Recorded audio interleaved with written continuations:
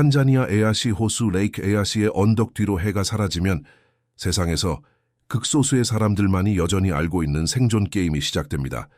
하드잡에, 핫잡에, 부족에게는 울타리가 없습니다. 총기도 없습니다. 그들과 지구상에서 가장 거대한 포식자들 사이에는 어떠한 콘크리트 벽도 존재하지 않습니다. 그럼에도 불구하고 5만 년이 넘는 시간 동안 1,300명 미만의 이 부족은 사자, 표범, 하이에나에 둘러싸인 채 임시 캠프에서 노숙하며 잠을 자왔습니다. 매일 밤 말입니다. 그리고 매일 아침 그들은 살아있는 채로 깨어납니다. 만약 당신이 야생동물과 진정한 다큐멘터리에 열광한다면 이 영상에서 나가지 마세요. 끝까지 시청하시고 지금 바로 채널을 구독하며 어디에서 시청하고 있는지 댓글을 남겨주세요. 탄자니아 에아시 호수의 언덕 뒤로 해가 사라지면 세상에서 극소수의 사람들만이 여전히 알고 있는 생존 게임이 시작됩니다. 하드잡의 부족에게는 울타리가 없습니다. 총기도 없습니다. 그들과 지구상에서 가장 거대한 포식자들 사이에는 어떠한 콘크리트 벽도 존재하지 않습니다. 그럼에도 불구하고 5만 년이 넘는 시간 동안 1,300명 미만의 이 부족은 사자, 표범, 하이에나에 둘러싸인 채 임시 캠프에서 노숙하며 잠을 자왔습니다. 매일 밤 말입니다. 그리고 매일 아침 그들은 살아있는 채로 깨어납니다. 만약 당신이 야생동물과 진정한 다큐멘터리에 열광한다면 이 영상에서 나가지 마세요. 끝까지 시청하시고 지금 바로 채널을 구독하며 어디에서 시청하고 있는지 댓글을 남겨주세요. 장면을 상상해 보십시오. 예다 계곡 예다 밸리과 에아시 호수 기슭 사이 그레이트 리프트 밸리, 그레이트 리프트 밸리의 중심부에 위치한 약 1,500제곱킬로미터의 탄자니아 사바나 영토입니다. 그곳은 바위 절벽, 아카시아 숲, 고대 바오밥 나무, 그리고 시야가 닿는 곳까지 뻗어있는 가시 덤불이 어우러진 풍경입니다. 포장된 도로는 존재하지 않습니다. 가로등도 없습니다. 합리적인 거리 내에 병원이나 경찰서도 없습니다. 이곳은 마지막 빙하기 이전부터 이집트 피라미드가 구상되기도 전부터 농경과 문자가 발명되기 전부터 하드잡의 부족이 집이라고 불러온 영토입니다. 지난 수십 년 동안 수행된 유전학 연구는 이 민족에 대해 놀라운 사실을 밝혀냈습니다. 하드잡의 혈통은 약 5만 년 전에 나머지 인류로부터 갈라져 나왔으며 이들은 인류 가계도에서 가장 오래되고 고립된 가지 중 하나가 되었습니다. 그들에게는 알려진 가까운 유전적 친척이 없습니다. 그들의 언어인 하드자네, 아츠핫사네는 지구상의 다른 어떤 언어와도 증명된 연결고리가 없는 언어적 고리보로 간주됩니다. 하드자베인이 말하는 것을 들을 때 당신은 수천 년을 가로질러 울려 퍼지는 소리들, 즉 여전히 사용되고 있는 인류의 가장 오래된 의사소통 형태 중 하나일 수 있는 혀차는 소리 클릭스와 목에서 나는 파열음 스납스를 듣고 있는 것입니다. 어둠이 사바나를 덮을 때 무슨 일이 일어나는지 관찰해 보십시오. 바위와 덤불 사이 어딘가에 약 20명에서 30명으로 구성된 캠프가 있습니다. 얽힌 나뭇가지와 마른 풀로 만든 3-4개의 오두막이 바위 언덕 꼭대기의 평평한 지역에 점점이 흩어져 있습니다. 각 오두막의 높이는 약 1.8m이며 부족의 여성들이 주변에서 발견한 재료만을 사용하여 2시간 이내에 건축합니다. 이를 위해 단 한 그루의 나무도 베지 않습니다. 숲을 파괴하지도 않습니다. 나뭇가지는 바닥에서 줍고 푸른 뿌리를 뽑지 않고 채취합니다. 그룹이 2-3주 후에 떠나면 이 구조물들은 풍경에 흉터를 남기지 않고 단순히 흙으로 돌아갑니다. 캠프 중앙의 모닥불은 낮게 타오릅니다. 영화에서 보는 것처럼 크고 화려한 불이 아닙니다. 작고 절제되어 있으며 온기를 유지하고 빛을 밝히기에 충분할 정도입니다. 하드잡의 남성은 손바닥 사이에 막대기를 돌려 30초 이내에 불을 피울 수 있습니다. 이것은 모든 아이가 말을 완전히 배우기도 전에 익히는 기술입니다. 불은 생명입니다. 불은 보호입니다. 불은 주변의 어둠 속에 도사리고 있는 포식자들에 맞서는 첫 번째 방어선입니다. 하지만 그것이 유일한 방어선은 아닙니다. 이 지역의 대형 고양이과 동물들의 상황을 고려해 보십시오. 성체 수사자는 몸무게가 최대 250kg에 달할 수 있는데 이는 성인 남성 3명을 합친 것과 같습니다. 그들의 송곳니는 길이가 8cm에 달합니다. 그들의 치악력은 제곱센티미터당 약 450kg의 힘을 발휘하며 이는 뼈를 쉽게 으스러뜨리기에 충분합니다. 표범은 60에서 90kg 사이로 더 작지만 뛰어난 민첩성, 자신의 몸무게만큼 나가는 먹잇감을 끌고 나무를 오르는 능력, 그리고 시력이 인간보다 6배나 더 날카로워지는 밤에 사냥하는 것을 선호하는 습성으로 그 크기를 보완합니다. 종종 과소평가되는 점파기 하이에나는 최대 80마리까지 무리를 지어 사냥하며 몸집 대비 모든 지상 포유류 중 가장 강력한 치악력을 가지고 있습니다. 그들은 사자들이 너무 딱딱해서 포기한 뼈도 씹어 부술 수 있습니다. 그리고 이 모든 생명체는 하드잡의 부족이 별빛 아래에서 잠을 자는 것과 같은 영토를 순찰합니다. 그렇다면 어떻게 벽도 없고 현대적인 무기도 없으며 감시 기술도 없는 민족이 이 환경에서 밤마다 살아남는 것이 가능할까요? 그 답은 듀크 대학교, 듀크 유니버시티. 과학자들이 20일 연속으로 하드잡의 수면 패턴을 연구한 끝에 2017년에야 발견한 사실에서 시작됩니다. 연구진은 33명의 하드잡의 지원자들에게 액티그래프, 액팅랩스를 착용하게 했습니다. 이는 수면 중 분 단위의 움직임을 기록하는 손목시계와 유사한 작은 장치입니다. 그들이 발견한 것은 인간이 어떻게 잠을 자야 하는지에 대한 서구의 기대를 완전히 뒤엎었습니다. 관찰 기간 내내 모든 참가자가 동시에 잠들어 있었던 시간은 단 18분에 불과했습니다. 18분입니다. 20일 동안 말이죠. 이것은 밤의 어느 순간에도 캠프에는 항상 깨어있는 누군가가 있었다는 것을 의미합니다. 공식적인 지정에 의해서도 아니고 누군가 보초를 서도록 배정되었기 때문도 아니라 하드잡의 부족이 수천 년의 진화를 거쳐 발전시킨 수면 패턴의 자연스러운 변이 때문입니다. 노인들은 잠을 적게 자고 더 일찍 깨는 경향이 있습니다. 젊은이들은 더 늦게까지 깨어 있습니다. 그리고 밤새도록 그룹의 서로 다른 구성원들이 자연스럽게 서로 다른 시간에 깨어나면서 비자발적이지만 지속적인 감시 상태를 형성합니다. 연구원들은 이를 파수꾼 행동 (Sentinel Behavior)이라고 불렀습니다. 이는 철사이나 다른 사회적 동물들에게서 관찰되는 현상이지만 인간에게서 이런 방식으로 기록된 적은 전에는 없었습니다. 하드잡의 부족은 보초를 세울 필요가 없습니다. 그들의 생물학 자체가 누군가는 항상 경계 상태에 있도록 보장하도록 진화했기 때문입니다. 이것의 규모를 생각해 보십시오.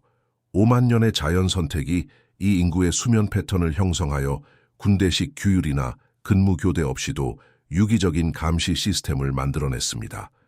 서구 사회에서 종종 불면증과 파편화된 수면으로 불평하는 노인들이 하드잡의 부족 사이에서는 중요한 진화적 기능을 수행합니다.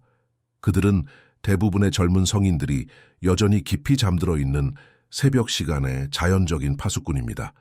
하지만 자연적인 감시는 전략의 일부일 뿐입니다. 다른 부분은 남성들의 손에 달려 있습니다. 전통적인 하드잡의 활은 길이가 약 1.8m로 거의 성인 남성의 키와 맞먹습니다. 이것은 돈베아 키르키, 돈베아 키르키, 나 그레위아 비콜로르, 그레위아 비콜로르와 같은 특정 나무의 유연한 목재로 만들어지며 완벽한 곡률에 도달할 때까지 2-3일 동안 작업합니다. 이 과정에는 나무를 뜨거운 재에 가열하고 나무 가랑이를 지지대로 사용하여 서서히 구부리고 균열을 방지하기 위해 동물 지방이나 벌꿀 왁스를 바르고 활이 부드럽고 균일한 아치를 보일 때까지 이 주기를 수십 번 반복하는 과정이 포함됩니다. 인류학자 제임스 우드번, 이 현장에서 스프링 저울을 사용하여 하드잡의 활을 테스트했을 때 평균적인 활의 시위를 완전히 당기기 위해서는 45kg 이상의 힘, 100파운드에 해당이 필요하다는 것을 발견했습니다. 2017년에 발표된 보다 최근의 연구에 따르면 견인력은 22에서 60kg 사이였으며 평균은 31kg이었습니다. 비교를 위해 훈련된 선수들이 사용하는 현대 올림픽 활은 보통 18에서 25kg 사이의 힘을 필요로 합니다. 올림픽 궁수들은 정확성을 위해 설계된 활로 70m 거리에서 발사합니다. 하드잡의 사냥꾼들은 순수한 파괴력을 위해 설계된 활로 23에서 45m 거리에서 발사합니다. 그들은 당기기 어려운 활을 선호하는데 그 이유는 근거리에서 사냥하며 정확한 사격이 가능할 정도로 충분히 가까워질 때까지 먹잇감에 은밀하게 접근하기 때문입니다. 그리고 여기에 이 활들을 진정으로 치명적인 무기로 바꾸는 요소가 등장합니다. 하드자베의 화살에는 독이 묻어 있습니다. 아무 독이나 쓰는 것이 아닙니다. 현지 식물에서 추출한 3가지 특정 유형의 독소가 전통적으로 사용됩니다. 사막의 장미 디서트 로스로 알려진 다육식물 아데늄 오베숨, 에이데니움 오베숨에서 추출한 판주베, 스트로판투스 에미니아이의 씨앗에서 유래한 샨조, 그리고 하드자베 영토에서 자라지 않아 이웃 부족과의 거래를 통해 얻는 카라카시입니다. 판주베가 가장 흔합니다. 남성들은 식물의 가지를 자르거나 땅에 붙어있는 줄기를 지식여 우유 빛깔의 수액을 추출하고 물이 완전히 증발할 때까지 끓입니다. 그러면 남는 것은 사용하기 전까지 점토처럼 공 모양으로 들고 다닐 수 있는 검고 끈적끈적한 물질입니다. 화살을 준비할 때가 되면 사냥꾼은 작은 막대기를 사용하여 용기 역할을 하는 민물 담치 껍데기 안에 독을 젓습니다. 그런 다음 소량을 화살의 금속 촉 주변에 바릅니다. 독은 동물의 고기를 상하게 하지 않습니다. 그것은 심혈관계에 작용하며 소비될 근육을 오염시키지 않습니다. 일단 화살에 맞으면 동물은 한동안 계속 달릴 수 있지만 사냥꾼은 흔적만 따라가면 된다는 것을 알고 있습니다. 독이 제 역할을 할 것이기 때문입니다. 임팔라, 얼룩말, 기린을 사냥하는 데 쓰이는 이 똑같은 활과 독화살은 캠프를 방어하는 데에도 쓰입니다. 포식자의 심리를 생각해 보십시오. 사자와 표범은 기회주의자입니다. 그들은 매 공격 전에 보상 대비 위험을 계산합니다. 부상당한 버팔로는 쉬운 식사를 의미합니다. 모닥불 주변에 무장하고 경계하는 인간 무리는 거의 가치가 없는 계산된 위험을 의미합니다. 하드자베 부족은 수천 년 동안 포식자에 대한 최선의 방어는 무력이 아니라 공격이 결과를 초래할 것이라는 지속적인 시위라는 것을 배웠습니다. 하드자베 남성들은 몸에 이야기를 담고 있는 흉터들을 가지고 있습니다. 사냥의 흉터, 뱀에 물린 흉터, 꿀을 채취하다 바오밥 나무에서 떨어진 흉터, 표범의 공격을 받은 흉터, 저널리스트 마이클 핑클스에 쓴 내셔널 지오그래픽 리포트에서 온와트라는 사냥꾼의 몸을 사반에서의 삶에 대한 상형 문자라고 묘사했습니다. 남은 치아는 절반뿐입니다. 화살, 칼, 전갈, 가시에 찔린 자국들, 그리고 그가 살아남은 표범과의 조우에서 얻은 흉터도 있습니다. 왜냐하면 하드자베 부족은 단순히 포식자로부터 자신을 방어하기만 하는 것이 아니기 때문입니다. 그들은 포식자를 사냥하기도 합니다. 일부 하드자베 부족은 사자, 표범 및 기타 야생 고양이과 동물을 식단에 포함합니다. 대형 고양이와 동물이 잡은 먹잇감의 위치를 발견하면 그들은 종종 사체를 훔치기 위해 포식자를 쫓아내려고 시도합니다. 이것은 스카벤징, 즉 죽은 고기 찾기로 알려진 관행으로 하드자베가 소비하는 전체 고기의 15%에서 25%를 차지합니다. 그들은 공격받는 먹잇감의 비명소리를 듣고 소리가 나는 방향으로 달려갑니다. 도망치기 위해서가 아니라 식량의 기회가 있는지 조사하기 위해서입니다. 장면을 상상해 보십시오. 45kg의 견인력을 가진 활과 독화살로 무장한 하드자베 남성 무리가 방금 먹잇감을 쓰러뜨린 사자의 포효를 향해 달려갑니다. 그들은 자신들이 무엇을 하고 있는지 정확히 알고 있습니다. 그들은 포식자의 행동을 알고 언제 취약한지 알고 어떻게 압박하여 식사를 포기하게 만드는지 압니다. 그것은 무모함이 아닙니다. 5만 년의 실습으로 다듬어진 정교한 전략입니다. 그리고 포식자들도 배웁니다. 하드자베 영토에 사는 사자들은 세대를 거치며 모닥불 주변의 그 작은 직립보행 영장류들이 쉬운 먹잇감이 아니라는 것을 배웁니다. 그들은 사실 경쟁자입니다. 그들은 멀리서 발사되는 독투사체로 치명적인 상처를 입힐 수 있는 생물입니다. 그들은 도망치지 않으며 먹잇감 특유의 공포를 보이지 않는 생물입니다. 하드자베 신화는 대형 고양이와 동물과의 이러한 복잡한 관계를 반영합니다. 그들의 이야기 중 하나는 이쇼코, 여신이 자비로운 뱀에 의해 죽임을 당한 사악한 거인 가족의 시신을 표범으로 변하게 했다고 전합니다. 그 후 이쇼코는 화살에 먼저 맞지 않는 한 표범이 인간을 공격하는 것을 금지했습니다. 이것은 실용적인 지식을 신화의 형태로 부호화한 이야기입니다. 표범은 위협을 느끼거나 구석에 몰리지 않는 한 일반적으로 인간을 피합니다. 하드자베의 캠프는 무작위로 선택되지 않습니다. 보통 코피콥젯라고 불리는 바위 언덕 꼭대기와 같은 고지대에 위치하여 주변을 넓게 조망할 수 있고 은밀한 접근을 어렵게 만듭니다. 오두막은 어떤 의심스러운 움직임도 여러 각도에서 보일 수 있도록 배치됩니다. 그리고 중앙의 모닥불은 비록 낮게 타더라도 야간 포식자들이 접근하는 것을 저지하는 빛의 구역을 만듭니다. 그것은 피해 망상이 아닙니다. 시대를 거쳐 발전된 실용주의입니다. 하드잡의 부족이 야외에서 자는 것은 선택지가 없어서가 아니라 선호하기 때문입니다. 풀 오두막은 요새가 아니라 주로 비를 피하고 사생활을 보호하기 위한 용도입니다. 많은 이들이 하늘을 보고 산들바람을 느낄 수 있는 별빛 아래 직접 눕는 것을 선호합니다. 탄자니아 정부 보건 프로그램에서 배포한 모기장이 종종 사용되는데 가볍고 여성과 아이들을 보호하며 잠들기 전까지 계속해서 별을 관찰할 수 있게 해줍니다. 이것이 무엇을 의미하는지 생각해 보십시오. 사자와 표범의 영토에 사는 민족이 탁 트인 하늘을 바라보며 자는 것을 선택합니다. 그들이 무모해서가 아니라 그런 사치를 누릴 수 있을 만큼 효율적인 보호 시스템을 개발했기 때문입니다. 제2장, 수천 년을 가로지르는 지혜 하드잡에 소년들은 3살 무렵부터 활과 화살 만드는 법을 배우기 시작합니다. 공식적인 수업이나 학교에서가 아니라 어른들을 관찰하고 그들의 움직임을 흉내내면서 배웁니다. 5살이나 6살이 되면 이미 기능적인 미니어처를 제작할 수 있습니다. 10살에는 새와 작은 포유류를 겨냥하는 작은 사냥에 참여합니다. 15살이 되면 그들은 완전한 궁수가 되어 처음부터 끝까지 자신의 무기를 제작하고 30m 거리에서 움직이는 표적을 맞힐 수 있게 됩니다. 이것은 5만 년 동안 중단 없이 작동해온 교육 시스템입니다. 화살의 제작 과정을 관찰해 보십시오. 화살대는 가볍고 곧은 나무로 만들어지며 모양을 잡기 위해 종종 불 위에서 가열됩니다. 전통적으로 뼈나 돌로 만들어졌던 화살촉은 오늘날 유명한 대장장이인 이웃 다토가 부족과의 거래를 통해 얻은 금속으로 단조되는 것이 더 일반적입니다. 하드잡의 부족은 꿀, 가죽, 고기를 화살촉, 칼 및 기타 금속 도구와 교환합니다.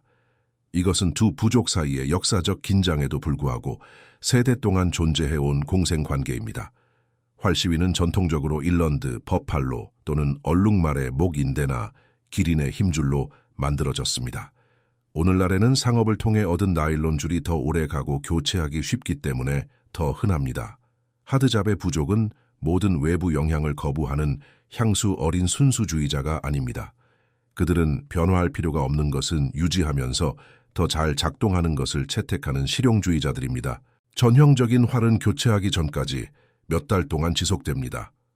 사냥 중에 부러질 수도 있고 분실될 수도 있으며 사용함에 따라 탄력을 잃을 수도 있습니다. 하지만 하드잡의 사냥꾼은 손도끼, 칼 하나, 그리고 주변 사반에서 구할 수 있는 재료만을 사용하여 2-3일 안에 새 활을 만들 수 있습니다. 어디에서나 처음부터 자신의 도구를 제작할 수 있는 이 능력이야말로 하드잡에가 진정한 유목민으로 살 수 있게 해주는 힘입니다. 평균적으로 2-3주마다 캠프는 이동합니다. 이유는 다양합니다. 현지 자원이 고갈되었을 수도 있고 대결보다는 거리두기로 더 쉽게 해결되는 대인 갈등이 있을 수도 있으며 단순히 변화를 원해서일 수도 있습니다. 하드잡의 부족에게는 독점적인 영토 소유권 개념이 없습니다. 만약 다른 그룹이 자신들이 자주 이용하던 장소를 사용하고 있다면 그들은 단순히 다른 곳으로 갑니다. 갈등은 피하고 이동이 해결책입니다. 이러한 지속적인 이동성은 보호 역할도 합니다. 인간 캠프의 위치를 파악하고 근처를 배회하기 시작한 포식자들은 곧 캠프가 사라졌다는 것을 알게 됩니다.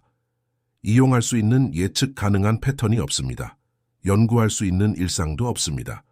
하드잡의 부족은 취약해질 만큼 한 장소에 오래 머물지 않는 움직이는 표적입니다. 이처럼 살기 위해 필요한 지식의 범위를 가늠해 보십시오. 성인 하드잡에이는 자신의 부족이 거주하는 1500제곱킬로미터 영토의 구석구석을 알고 있습니다. 식물과 동물의 행동을 관찰하여 건기 동안 어디에서 물을 찾을지 알고 있습니다. 어떤 뿌리가 식용이고 어떤 것이 독이 있는지 알고 있습니다. 동물의 이동 경로, 바오밥 나무의 결실 주기, 야생 벌이 벌집을 짓는 장소를 알고 있습니다. 벌에 관한 이 마지막 정보는 인간과 자연 사이에 기록된 가장 놀라운 파트너십 중 하나를 보여줍니다. 인디케이터 라는 학명의 꿀길 자비새, Greater Honey Guide가 있는데 이 새는 수천 년에 걸쳐 하드잡의 부족과 공생관계를 맺어왔습니다. 이 새는 나무나 바위 속에 숨겨진 벌집을 찾아내지만 벌들이 공격하기 때문에 혼자서는 꿀에 접근할 수 없습니다. 그래서 새는 인간을 찾습니다. 하드잡의 사냥꾼에게 날아가 특유의 울음소리를 내고 특정 방향으로 날아가기 시작하며 인간이 따라오고 있는지 확인하기 위해 주기적으로 멈춥니다.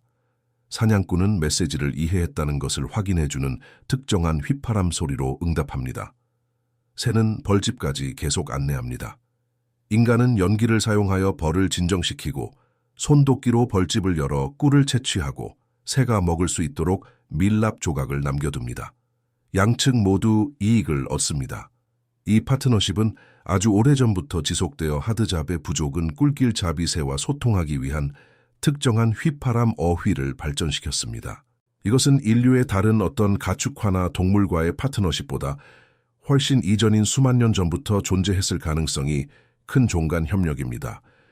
꿀은 특히 1년 중 특정 시기에 하드잡의 식단의 중요한 부분을 차지합니다.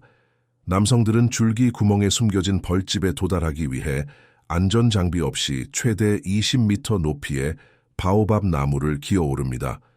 추락으로 인한 흉터는 흔합니다. 하지만 꿀은 그 위험을 감수할 가치가 있습니다. 그것은 사냥한 고기와 여성들이 채집한 덩이 줄기 및 과일을 보충해주는 농축된 에너지, 당분 및 영양소의 공급원입니다. 하드잡의 여성들은 채집을 통해 그룹 칼로리 섭취량의 약 80%를 책임집니다. 굴착 막대기를 사용하여 식용 덩이줄기와 뿌리를 캐냅니다. 비타민C가 풍부한 씨앗을 가진 바오밥 열매를 채집합니다. 남성들이 사냥 원정 중에 종종 무시하는 베리류, 견과류 및 기타 영양가 있는 식물들을 찾아냅니다. 아이들은 말을 유창하게 배우기도 전부터 식용식물을 식별하며 아주 어릴 때부터 채집에 참여하는 법을 배웁니다. 이러한 노동 분업은 경직되거나 계층적이지 않습니다. 하드잡의 사회는 깊이 평등주의적입니다. 공식적인 주장이 없습니다. 영구적인 지도자도 없습니다. 결정은 합의에 의해 이루어집니다. 만약 누군가 그룹의 결정에 동의하지 않으면 단순히 떠나서 다른 캠프에 합류합니다. 개인의 자유는 절대적입니다. 누구도 다른 하드잡에인에게 무엇을 하라고 강요할 수 없습니다. 이러한 급진적 평등주의는 식량 분배로까지 이어집니다. 사냥꾼이 큰 먹잇감을 잡으면 고기는 그의 가족뿐만 아니라 캠프의 모든 구성원에게 나누어집니다. 사냥꾼은 일을 했다고 해서 더 큰 몫을 받지 않습니다. 자원을 축적하는 것은 사회적으로 권장되지 않습니다. 하드잡의 관점에서 부유함이란 더 많이 소유하는 것이 아니라 모든 것을 공유하는 관계망 속에 속해 있는 것입니다. 공동체 보호에 있어 이것이 갖는 의미를 생각해 보십시오. 누구도 누구보다 중요하지 않고 모두가 자원과 책임을 공유하는 사회에서 각 개인의 안전은 말 그대로 모두의 책임입니다. 항상 누군가는 깨어있는 자연적인 야간 감시는 노인부터 어린아이까지 그룹의 모든 구성원이 공동체의 안녕과 개인의 안녕이 분리될 수 없는 시스템에 통합되어 있기 때문에 작동합니다. 하드잡의 부족은 농경사회가 발전시킨 의미의 조직화된 종교를 가지고 있지 않습니다. 신전을 짓지 않습니다.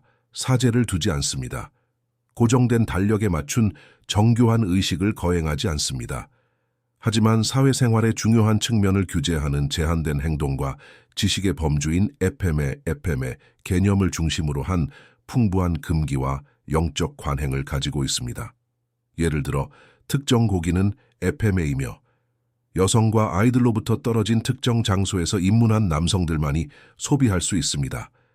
이것은 영구적인 계층을 만들지 않으면서 구분을 만드는 사회적 규제의 한 형태입니다.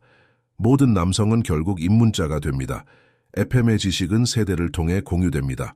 그리고 이 시스템은 중앙 집중식 권위 없이도 사회적 결속을 유지하는 역할을 합니다. 하드잡의 사이에서 죽음은 서구 관찰자들을 놀라게 할 정도로 자연스럽게 다루어집니다. 정교한 장례식은 없습니다. 묘비도 없습니다. 역사적으로 시신은 하이에나가 먹도록 숲에 그냥 두었습니다.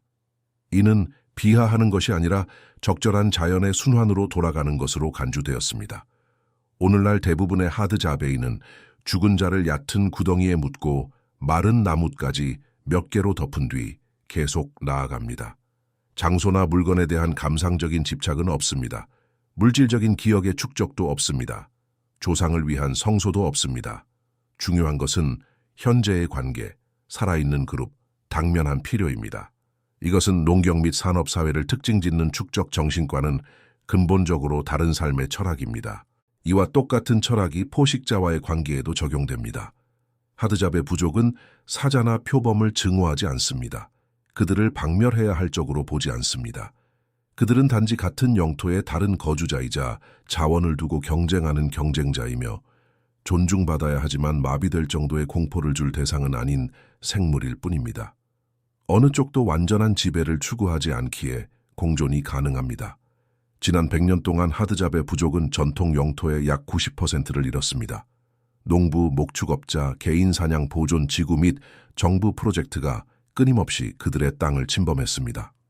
2007년 지방정부는 예다 계곡에 인접한 6,500제곱킬로미터의 토지를 아랍에미리트의 알나얀 왕가의 개인 사냥터로 사용하도록 임대했습니다. 수천 년 동안 그 영토에서 사냥해온 하드잡의 부족은 더 이상 사냥을 할 수 없게 되었습니다. 2011년 하드잡의 대표들은 마침내 약 23천 헥타르에 대한 관습적 점유권을 주장하는 데 성공했습니다. 이는 전통적인 영토보다 훨씬 작지만 법적으로 보호받는 구역입니다. 다른 31천 헥타르는 그들의 대장장이 이웃인 다토가 부족을 위해 보존되었습니다. 이는 오랜 상실의 역사 속에서 얻은 부분적인 승리입니다. 오늘날 진정한 수렵 채집인의 전통적인 생활 방식을 고수하는 하드자베이는 350명 미만입니다. 1,200명에서 1,300명의 부족 구성원 중 대부분은 에야시 호수 주변에서 발전한 관광 경제에 이미 부분적으로 통합되었습니다. 방문객 그룹은 아침 사냥을 동행하고 활과 화살 제작을 관찰하며 자신의 조상들이 만년 전에 살았던 삶을 잠시 경험하기 위해 비용을 지불합니다. 관광은 돈을 가져오지만 문제도 가져옵니다. 외부 세계와의 접촉을 통해 도입된 알코올은 심각한 문제가 되었습니다. 수십 년 전에는 거의 존재하지 않았던 알코올 중독으로 인한 사망이 이제 우려할 만한 빈도로 발생하고 있습니다. 젊은이들이 어른들로부터 배우는 대신 관광객들과 상호작용하는 데 더 많은 시간을 보내면서 전통 지식은 소실되고 있습니다. 그럼에도 불구하고 하드잡의 부족은 끈질기게 살아남아 있습니다. 매일 밤 에야시 호수 주변의 언덕에는 작은 모닥불들이 아프리카의 어둠을 수놓습니다. 그리 많지는 않습니다. 아마 전 지역에 40개 또는 50개 정도일 것입니다. 그 불빛 하나하나가 하드잡의 캠프를 나타냅니다. 그 하나하나가 대륙의 가장 거대한 포식자들에 대한 살아있는 도전입니다. 그 불빛 하나하나가 5만 년 동안 타오르고 있습니다. 사자와 표범으로부터 하드자베를 보호하는 것은 단 하나의 기술이나 기술력이 아닙니다. 그것은 각 요소가 서로를 강화하는 통합된 시스템에서 나옵니다. 수면 패턴의 자연스러운 변이는 지속적인 감시를 보장합니다. 강력한 활과 독화살은 방어 및 반격 능력을 제공합니다. 영토에 대한 깊은 지식은 방어 가능한 캠프 위치를 선택할 수 있게 해줍니다. 지속적인 이동성은 포식자들이 그들의 일상을 학습하는 것을 막습니다. 평등주의적인 사회 구조는 모든 이가 공동체 보호에 전념하도록 보장합니다. 그리고 마비시키는 공포나 불필요한 공격성 없는 실용적인 정신은 부주의한 인간을 쉽게 죽일 수 있는 생물들과의 공존을 가능하게 합니다. 하드잡의 부족은 피라미드를 남기지 않았습니다. 기념비를 세우지도 않았습니다. 책을 쓰지도 않았습니다. 하지만 그들은 현대 문명의 어느 곳에서도 보존하지 못한 것, 즉 주변 세계와 균형을 이루며 사는 예술을 내면에 간직하고 있습니다. 벽 없이 지내는 매일 밤, 사자의 영토에서 별을 보며 잠든 뒤 맞이하는 매일 아침은 5만 년 동안 축적된 지혜의 조용한 승리입니다. 현대 세계가 자신들 사이에 자연 사이에 아는 것과 모르는 것 사이에 점점 더 많은 장벽을 쌓아 올리는 동안 하드잡의 부족은 진정한 보호가 항상 벽에서 오는 것이 아님을 보여줍니다. 그것은 이해하는 것에서 옵니다. 관찰하는 것에서 옵니다. 우리보다 훨씬 이전에 존재했고 우리 이후에도 계속 존재할 세상의 리듬을 존중하는 것에서 옵니다. 어쩌면 하드잡의 가장 큰 비밀은 그들이 사자들로부터 어떻게